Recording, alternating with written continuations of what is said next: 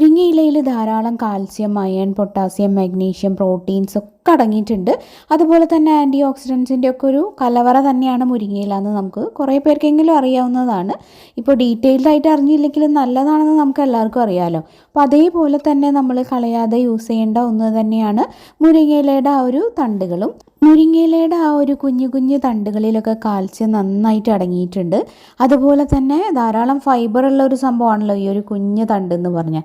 അതുപോലെ ഒട്ടും മോശമല്ലാത്ത രീതിയിൽ പ്രോട്ടീൻ അടങ്ങിയിട്ടുള്ളതാണ് ഈ ഒരു മുരിങ്ങയിലയുടെ തണ്ട്. അപ്പോൾ ഇനി ഇല എടുത്ത ശേഷം ആരും തണ്ടും കളയണ്ട, നമുക്കത് യൂസ് ആക്കാം. അത് വെച്ചിട്ട് നല്ലൊരു റെസിപ്പി ഇന്നത്തെ വീഡിയോയിൽ ഞാൻ ഷെയർ ചെയ്യുന്നുണ്ട്. അതുപോലെ നമുക്ക് ഇലകൾ വെച്ചിട്ടും തണ്ട് വെച്ചിട്ടൊക്കെ നമ്മുടെ ഹെയർ ഗ്രോത്തിനുമൊക്കെ ഒരുപാട് സംഭവങ്ങൾ തയ്യാറാക്കിയിട്ട് യൂസ് ചെയ്യാൻ പറ്റും.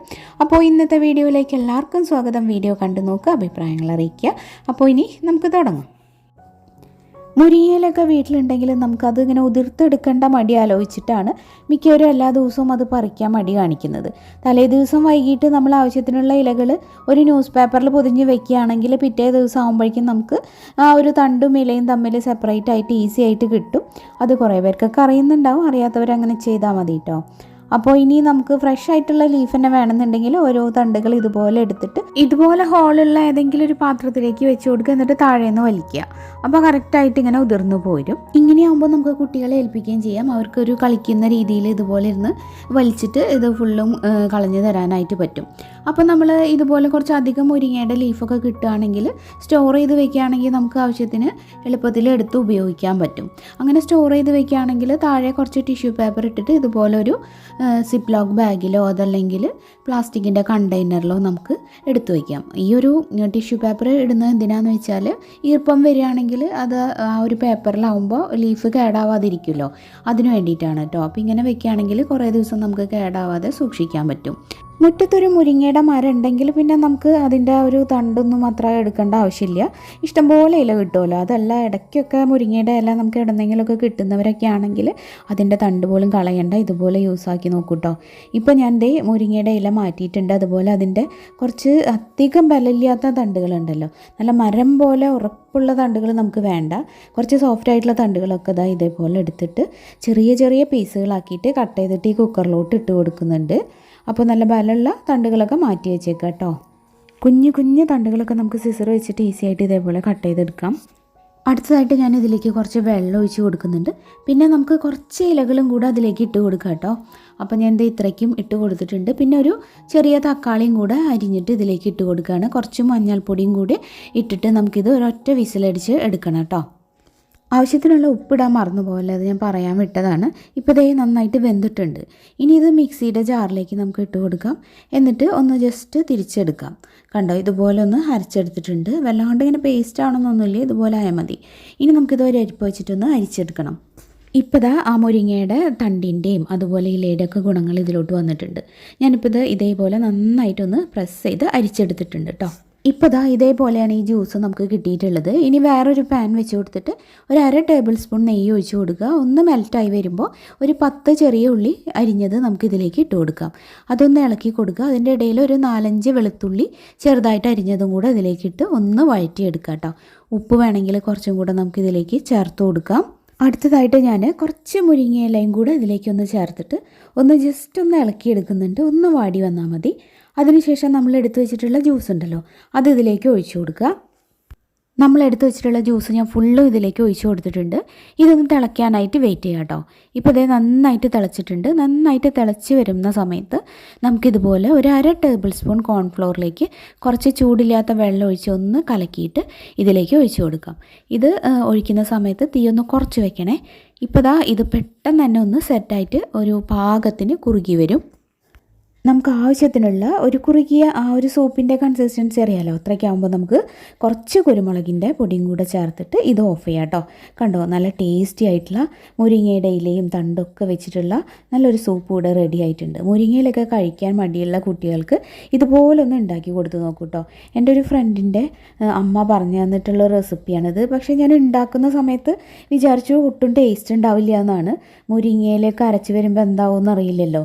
പക്ഷേ ഒട്ടും വിചാരിക്കാൻ കഴിക്കാത്ത നല്ല ടേസ്റ്റി ആയിട്ടുള്ളൊരു സൂപ്പാണ് കേട്ടോ എനിക്ക് കിട്ടിയത്. അതുകൊണ്ടാണ് ഞാൻ പറയുന്നത് എല്ലാവരും ഇത് ഒന്ന് ട്രൈ ചെയ്ത് നോക്കുക. ആ ഒരു തക്കാളിയുടെ പുളിയും പിന്നെ ആ ഒരു വെളുത്തുള്ളിയുടെ ഫ്ലേവറും ഒക്കെ ചേർന്നിട്ട് ആ ഒരു നെയ്യിലാണല്ലോ നമ്മൾ ചെയ്തെടുത്തത്. ചെറിയൊരു നെയ്യിൻ്റെ ടേസ്റ്റും ഒക്കെ കൂടിയിട്ട് നല്ല ടേസ്റ്റി ആയിട്ടുള്ളൊരു സൂപ്പ് തന്നെയാണ്.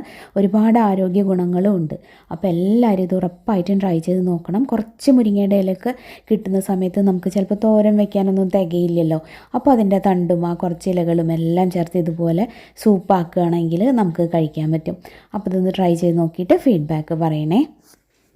ഇനിയിപ്പോൾ മുരിങ്ങയുടെ തണ്ടും ഇലയൊക്കെ നമുക്ക് കഴിക്കാൻ വേണ്ടി മാത്രമല്ല, ഇതുപോലെ കുറച്ച് മുരിങ്ങയുടെ ഇലയും തണ്ടും കൂടെ ഒന്ന് നന്നായിട്ട് തിളപ്പിച്ച് കുക്കാക്കിയെടുക്കുക. അതല്ലെങ്കിൽ ഒരു കുക്കറിലിട്ടൊന്ന് ജസ്റ്റ് ഒരു വിസിലടിച്ചെടുത്ത് കഴിഞ്ഞാൽ, അതിപ്പോൾ തണ്ടും കൂടി ഉള്ളതുകൊണ്ടാണ് ഞാൻ കുക്കറിലിടുന്നത്, നന്നായിട്ട് വെന്തോട്ടെ എന്ന് വിചാരിച്ചിട്ട് എക്സ്ട്രാക്റ്റ് ഫുള്ളും വരാൻ വേണ്ടിയിട്ട് കേട്ടോ. എന്നിട്ട് നമുക്കത് അരിച്ചെടുത്ത് കഴിഞ്ഞാൽ ഒരു സ്പ്രേ ബോട്ടിലാക്കിയിട്ട് ഫ്രിഡ്ജിൽ വെക്കാം. അപ്പോൾ നമുക്കൊരു ഇടവിട്ട ദിവസങ്ങളിലൊക്കെ കുളിക്കുന്നതിന് അരമണിക്കൂർ മുമ്പായിട്ട് തലയോട്ടിയിൽ നന്നായിട്ട് സ്പ്രേ ചെയ്തിട്ട് നന്നായിട്ടൊന്ന് കഴുകി കളയുകയാണെങ്കിൽ മുടി കൊഴിച്ചിൽ മാറാനായിട്ട് വളരെ നല്ലതാണ്. നമ്മൾ ഈ ഒരു റോസ്മേരി ലീവ്സൊക്കെ വെച്ചിട്ട് ചെയ്യില്ലേ, ആ ഒരു വാട്ടർ ഉണ്ടാക്കി സ്പ്രേ ചെയ്യില്ലേ, അതേപോലെ തന്നെ നമുക്ക് മുരിങ്ങയുടെ ഇലയും തണ്ടും കൂടെ നമുക്ക് ആ ഒരു വാട്ടർ ഉണ്ടാക്കിയിട്ടും സ്പ്രേ ചെയ്ത് കൊടുക്കാം.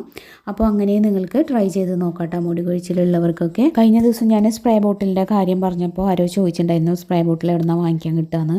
അപ്പോൾ നമുക്ക് ആമസോണിലൊക്കെ വാങ്ങിക്കാൻ കിട്ടും. അതല്ലെങ്കിൽ സാനിറ്റൈസറിൻ്റെയോ ഇതുപോലെ കഴിഞ്ഞിട്ടുള്ള ഏതെങ്കിലും മേക്കപ്പ് പ്രോഡക്ട്സിൻ്റെയൊക്കെ ബോട്ടിൽ ക്ലീൻ ആക്കിയിട്ട് എടുത്താലും മതി. നമുക്ക് നമ്മുടെ ആവശ്യം നടക്കല്ലേ വേണ്ടൂ. അപ്പോൾ അങ്ങനെയാണ് ഞാനെപ്പോഴും ചെയ്യാറുള്ളത്. പിന്നെ നമുക്കിതുപോലെ മുരിങ്ങയുടെ ഇല നന്നായിട്ട് ഉണക്കിയിട്ട് പൊടിച്ചിട്ട് എടുത്ത് വയ്ക്കാം. അങ്ങനെ ചെയ്താൽ നമുക്ക് ദോശ ഉണ്ടാക്കുമ്പോഴൊക്കെ കുറച്ച് അതിൻ്റെ മുകളിലായിട്ടൊന്ന് സ്പ്രിങ്കിൾ ചെയ്ത് കൊടുക്കുകയാണെങ്കിൽ അറിയാതെ തന്നെ അത് നമ്മുടെ വയറ്റിലെത്തിക്കോളും. കുട്ടികൾക്കൊക്കെ പൊതുവെ ഇല കൊടുക്കുമ്പോൾ മടിയായിരിക്കും. അപ്പോൾ ഇതുപോലെ പൊടിച്ച് വെക്കുകയാണെങ്കിൽ അത് ഒട്ടും തന്നെ ബുദ്ധിമുട്ടില്ലാതെ അവരുടെ വയറ്റിലെത്തിക്കാനുള്ളൊരു മാർഗ്ഗമാണ്. പിന്നെ നമ്മൾ ചെമ്പരത്തി താളിയൊക്കെ ഉണ്ടാക്കുന്നവരാണെങ്കിൽ അതിൽ ചെമ്പരത്തിയുടെ ഇലയുടെ ഒപ്പം കുറച്ച് മുരിങ്ങയുടെ ഇലയും അതിൻ്റെ ലൈറ്റായിട്ടുള്ള, അതായത് കുറച്ച് സോഫ്റ്റ് ആയിട്ടുള്ള തണ്ടും കൂടെ അരച്ചിട്ട് നമുക്ക് തലയിൽ തേച്ചിട്ട് താളിയായിട്ടും യൂസ് ചെയ്യാൻ പറ്റും. മുടി വളരാൻ ഒരുപാട് നല്ലതാണ് ഈ ഒരു മുരിങ്ങയുടെ ഇല. പിന്നെ ചിലർക്കൊക്കെ ഒരുപാട് തണുപ്പ് തട്ടുമ്പോൾ നീർക്കെട്ടൊക്കെ വരുന്നവരുണ്ടെങ്കിൽ അവർ ഇങ്ങനത്തെയൊക്കെ തേക്കുന്ന സമയത്ത് കുറച്ച് ആദ്യം ഒരു 10 മിനിറ്റ് തേച്ചിട്ട് കഴുകി കളയുക. എന്നിട്ട് നോക്കുക എന്തെങ്കിലും കോൾഡോ കാര്യങ്ങളോ വരുന്നുണ്ടോ എന്നുള്ളത്. എന്നിട്ട് മാത്രം പിന്നെ കൂടുതൽ സമയം ചെയ്താൽ മതി കേട്ടോ. എനിക്കൊക്കെ ആണെങ്കിൽ ഒരു 15-20 മിനിറ്റ് കൂടുതലൊന്നും വെക്കാൻ പറ്റില്ല. അപ്പോൾ അതുകൊണ്ടാണ് ഞാനത് പ്രത്യേകം എടുത്ത് പറയുന്നത്. അപ്പോൾ ഇന്നത്തെ വീഡിയോയിൽ നമ്മൾ മുരിങ്ങയുടെ ഇലയും തണ്ടൊക്കെ യൂസ് ചെയ്യുന്ന കാര്യങ്ങളാണ് പറഞ്ഞത്. ഒരുപാട് ഹെൽത്ത് ബെനിഫിറ്റ്സും അതുപോലെ ബ്യൂട്ടി ബെനിഫിറ്റ്സൊക്കെ ഉള്ള ഈ ഒരു തണ്ടും ഇലയൊന്നും ആരും ഇനി വെറുതെ കളയണ്ട. എവിടെ കിട്ടിയാലും കുറച്ചായാലും അത് കളക്ട് ചെയ്യുക. എന്നിട്ട് ഇതുപോലെയൊക്കെ ട്രൈ ചെയ്ത് നോക്കാം കേട്ടോ. അപ്പോൾ ഇന്നത്തെ വീഡിയോയിൽ പറഞ്ഞ കാര്യങ്ങളൊക്കെ എല്ലാവർക്കും തന്നെ യൂസ്ഫുൾ ആയിട്ടുണ്ടാവും എന്ന് വിചാരിക്കുന്നു. വീഡിയോ യൂസ്ഫുൾ ആണെങ്കിൽ ഒരു ലൈക്ക് തരാൻ മടിക്കരുത്. അതുപോലെ ഫ്രണ്ട്സിനൊക്കെ ഒന്ന് ഷെയർ ചെയ്ത് കൊടുക്കുക. അഭിപ്രായങ്ങളും നിർദ്ദേശങ്ങളും അറിയിക്കുക. പിന്നെ ചാനൽ പുതുതായിട്ടാണ് കാണുന്നതെന്നുണ്ടെങ്കിൽ ഇതുവരെ സബ്സ്ക്രൈബ് ചെയ്തിട്ടില്ലെങ്കിൽ ഒന്ന് സബ്സ്ക്രൈബ് ചെയ്ത് കൂടെ കൂടണം കേട്ടോ. അപ്പോൾ ഇനി ഇതുപോലെ മറ്റൊരു യൂസ്ഫുൾ വീഡിയോ ആയിട്ട് വീണ്ടും കാണാം. എല്ലാവർക്കും നന്ദി. താങ്ക്